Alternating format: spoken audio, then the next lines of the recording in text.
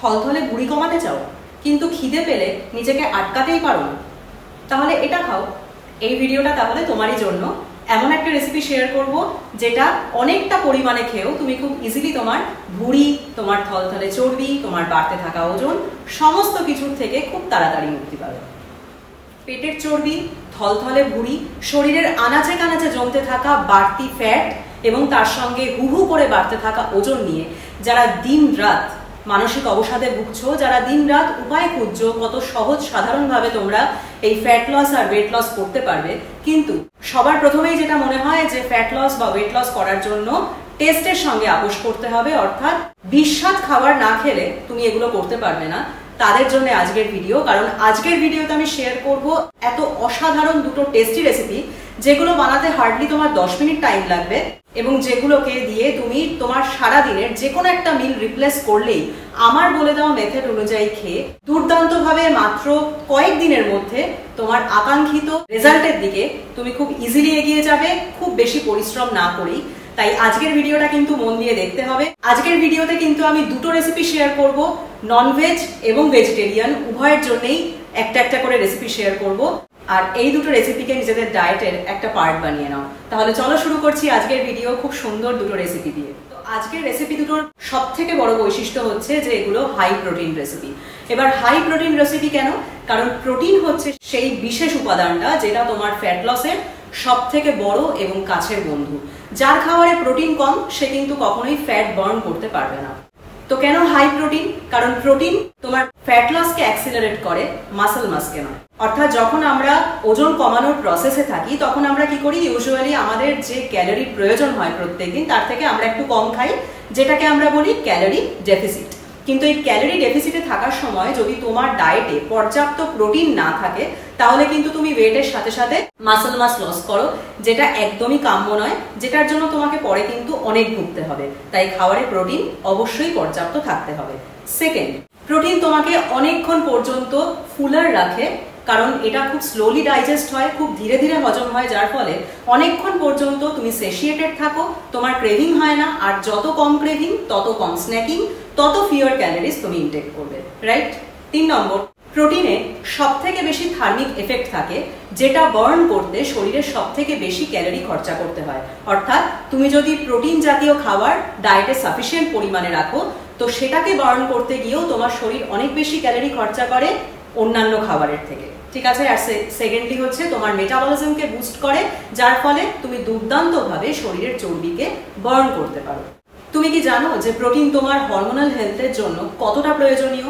যাদের thyroid functioning ভালোভাবে হয় না, যাদের শরীর খুব থলথলে, খুব স্যাগি হয়ে যাচ্ছে, এগুলোর কিন্তু অনেকটা বড় কারণ হচ্ছে তোমার খাবারে সাফিসিয়েন্ট প্রোটিন নেই।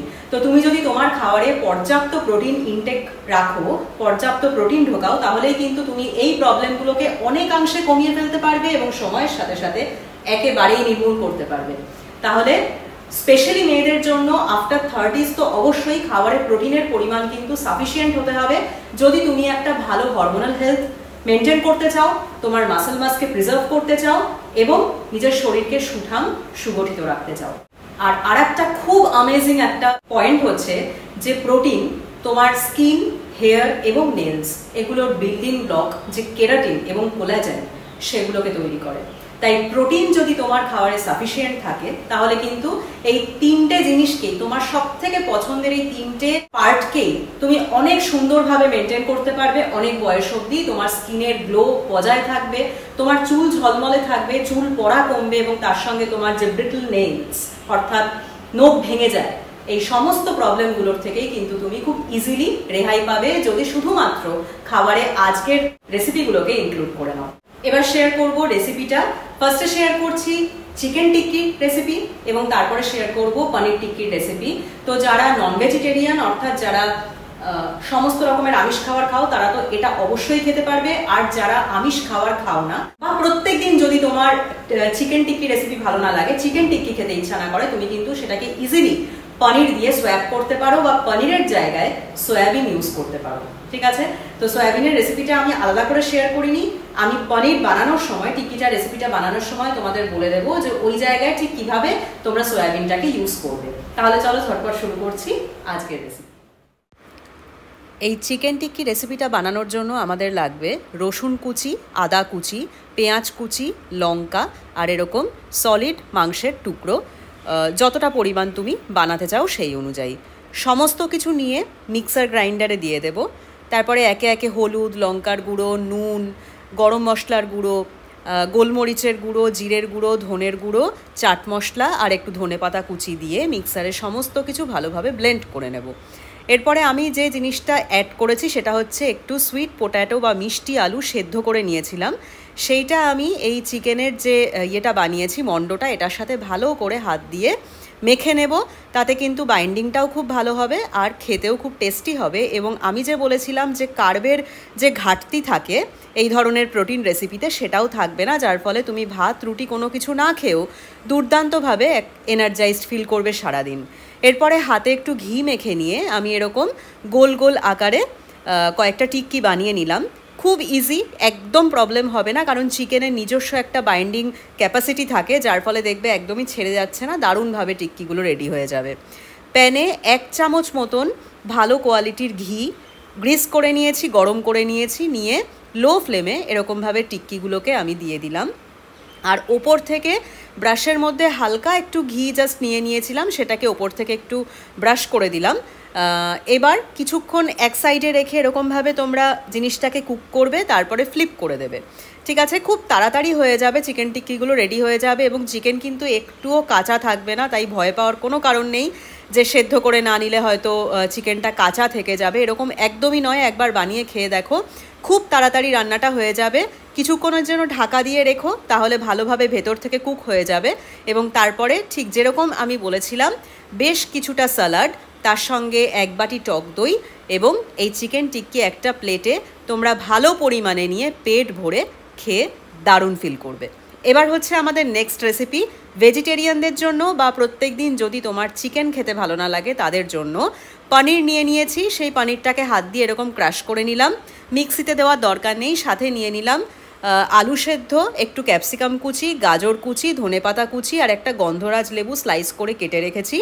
মিক্সারের মধ্যে আদা লঙ্কাটা দিয়ে ভালো করে একটা পেস্ট বানিয়ে নেব। তারপরে হলুদ, লঙ্কা, গোলমরিচের গুঁড়ো, ধনের গুঁড়ো, জিরের গুঁড়ো, একটু চাট মশলা, লাস্টে একটু গরম মশলার গুঁড়ো অ্যাড করব। তারপরে দিয়ে দেবো আসল জিনিস, নুন। এবার ভালো করে সমস্ত জিনিসগুলো নিয়ে আমি চটকে চটকে একদম মেখে স্টাফিংটা বানিয়ে নেব, মানে জিনিসটা রেডি করে নেব। আমার ধনেপাতা কুচানোটা স্লাইটলি বড় হয়ে গেছে, আমি পরে ফিল করছিলাম, তোমরা আরও মিহি করে কুচিও, তাহলে আরও ভালো লাগবে খেতে। আর একটা জিনিস যেটা আমি অ্যাড করতে ভুলে গেছি, যেটা করলে ভালো হয়, সেটা হচ্ছে বেসন। অল্প 2 চামচ বেসন যদি দিয়ে দাও না, তাহলে যে বাইন্ডিংটা সেটা খুব ভালো হবে, তাই এটা একটু মাথায় রেখো। আর গন্ধরাজ লেবুর রসটাও আমি ছড়িয়ে দিলাম, তাতে দারুণ একটা ফ্লেভার আসবে। এবার আগের মতনই গোল গোল করে টিক্কিগুলো বানিয়ে নিলাম। এবার আর হাতে ঘি গ্রিস করতে হয়নি, দেখলাম ভালোভাবেই হয়ে গেছে। প্যানে সেই 1 চামচ ঘি দিয়েছি, দিয়ে টিক্কিগুলো এরকম গোল গোল করে নিয়ে আমি প্যানের মধ্যে সাজিয়ে দিলাম। 3-4টে করে একবারে করেছি। বেশ কিছুক্ষণের মধ্যেই একদম পুরো রেডি হয়ে যাবে। আর পনির তো এমনি রও খাওয়া যায়, তাই পনির কুক হওয়ার কোনো ভয় নেই।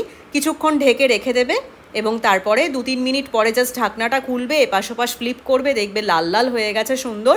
ব্যাস রেডি হয়ে গেল তোমার পনির টিক্কি। এটাকেও তুমি সার্ভ করে দেবে স্যালাড, টক দই এবং চাইলে ওপর থেকে চাট মশলা ছড়িয়ে দিও, তাতে খেতে আরও ভালো লাগবে। ব্যাস গরম গরম নিয়ে বসে পড়ো আর লাঞ্চ বা ডিনারটা এই দিয়ে সেরে ফেলো। হচ্ছে যে আমরা কখন এই খাবারগুলোকে নিজেদের ডায়েটে ইনক্লুড করলে সব থেকে ভালো রেজাল্ট পাবো। ইউজুয়ালি 3টে মেন মিল নিই, একটা হচ্ছে ব্রেকফাস্ট মানে সকালের খাবার, আর একটা হচ্ছে লাঞ্চ বা দুপুরের খাবার, আর একটা হচ্ছে ডিনার বা রাত্রের খাবার। তো তোমরা যেটা করবে সেটা হচ্ছে হয় লাঞ্চ বা ডিনার, এই যে কোনো দুটো বড় যে মিল আমাদের, সেই দুটোর মধ্যে একটাকে এই যে কোনো একটা টিক্কি রেসিপি দিয়ে সোয়াপ করবে। ঠিক আছে, আমি তোমাদের হাইলি রেকমেন্ড করব চেষ্টা করো ডিনারটাকে সোয়াপ করতে, কারণ ডিনারটা হালকা হওয়া এবং কার্বোহাইড্রেট ডিনারে কম থাকাটা খুব জরুরি যখন আমরা ফ্যাট লস ওয়েট লসে থাকি স্পেশালি। কিন্তু এই রেসিপিগুলো এমন রেসিপি, দেখো এর মধ্যে আমি একটু কার্বো ইনক্লুড করেছি, আলু সেদ্ধ ইনক্লুড করেছি, যার ফলে তোমার কিন্তু এরকম মনে হবে না যে তোমার শরীরে কোনো কার্ব ঢুকলোই না। তুমি কার্ব নিচ্ছ, কিন্তু সব থেকে হেলদি সোর্স অফ কার্ব নিচ্ছ, যেটা খুব স্লোলি ডাইজেস্ট হবে, যার ফলে তোমার ইনসুলিন স্পাইক করবে না, তোমার সারা রাত ধরে খিদে পেতে থাকবে না। নাম্বার 2 হচ্ছে এই খাবারগুলোর সাথে তোমাকে যেটা পেয়ার করতে হবে সেটা হচ্ছে স্যালাড। অর্থাৎ সেই স্যালাডে তুমি শসা, গাজর, মূলো, যা যা তুমি স্যালাডে খেতে পছন্দ করো সেই ধরনের কিছু জিনিস দিয়ে তুমি স্যালাড তৈরি করবে একটু ভালো পরিমাণে, আর তার সঙ্গে রাখবে একটু টক দই। যদি খুব বেশি রাত হয় তোমার খেতে, তাহলে টক দইয়ের জায়গায় তুমি ঘরে বানানো মিন্ট চাটনি বা ধনেপাতার চাটনি এগুলো ইউজ করতে পারো, কিন্তু একটু টক দই নিলে কিন্তু খাবারটা খুব ভালোভাবে ডাইজেস্ট হবে। তাই চেষ্টা করবে ডিনারটাকে একটু তাড়াতাড়ি করতে। একটু তাড়াতাড়ি যদি করো তাহলে কিন্তু আমরা কার্ডটা নিতে পারি। আর রাত্রের দিকে যদি কার্ড নাও, মানে দই নাও, তাহলে কোনো অসুবিধা নেই, জাস্ট তার উপরে একটু গোলমরিচের গুঁড়ো ছড়িয়ে নেবে, তাহলেই কিন্তু তার থার্মিক এফেক্টটা বেড়ে যাবে, যার ফলে তোমার শ্লেষ্মা, কফ বা এই ধরনের ইনডাইজেশন, এই ধরনের প্রবলেমগুলো দই খেয়ে আর হবে না। ঠিক আছে? আমিও যখন রাত্রের দিকে টক দই খাই কোনো খাবারের সাথে, আমি তার উপরে একটু বেশি করে পিপার ছড়িয়ে দিই, তার ফলে এই ধরনের প্রবলেমগুলো আর ফেস করতে হয় না। তো এইভাবে তোমাদের এই ডিশটাকে প্রিপেয়ার করতে হবে। টিক্কি নিতে হবে, সাথে স্যালাড, তার সাথে 1 বাটি টক দই। আর যদি কখনো দই খেতে সমস্যা হয়, ধরো ঠান্ডা লেগে রয়েছে, সেই সময় তোমরা যে কোনো এক রকমের ঘরে বানানো ধনেপাতার চাটনি বা পুদিনার চাটনি এই ধরনের কিছু একটু ডিপ ইউজ করতে পারো। ওকে, তাহলে এইভাবে আমাদের খেতে হবে। অবশ্যই চেষ্টা করবে হয় লাঞ্চে খেতে বা ডিনারে খেতে। যারা বাইরে যাও, যারা অফিসে যাও, কোনো কাজে যাও, যারা ঘরে দুপুরবেলা থাকো না, তারা কিন্তু খুব ইজিলি এই জিনিসটা বানিয়ে অফিসে লাঞ্চ বক্সে করে নিয়ে চলে যেতে পারবে। এর জন্য তোমাকে এক্সট্রা কোনো প্রিপারেশনের দরকার নেই, খুব ইজি, 10 মিনিটের মধ্যে রেডি হয়ে যায় এবং অনেকক্ষণ পর্যন্ত তোমার পেট ভর্তি থাকবে, তোমার বারবার কিন্তু ক্রেভিং হবে না। তাহলে এই রেসিপিটা কেমন লাগলো তোমাদের সেটা কিন্তু অবশ্যই কমেন্ট করে জানিও। যদি ভালো লেগে থাকে বন্ধুদের সঙ্গে শেয়ার করো, যারা মনে করে যে ওজন কমানোর জন্য শুধু স্যালাড খেয়ে থাকতে হয়, স্যুপ খেয়ে থাকতে হয়। একদমই তাই নয়, এই রেসিপিগুলো শেয়ার করো তাদের সাথে, আর নিজেরাও ইনক্লুড করো তাড়াতাড়ি ফ্যাট লস করার জন্য আর ওয়েট লস করার জন্য। পরের দিন ফিরে আসছি আবার একটা সুন্দর ভিডিও নিয়ে। তোমরা সবাই ভালো থেকো, সুস্থ থেকো।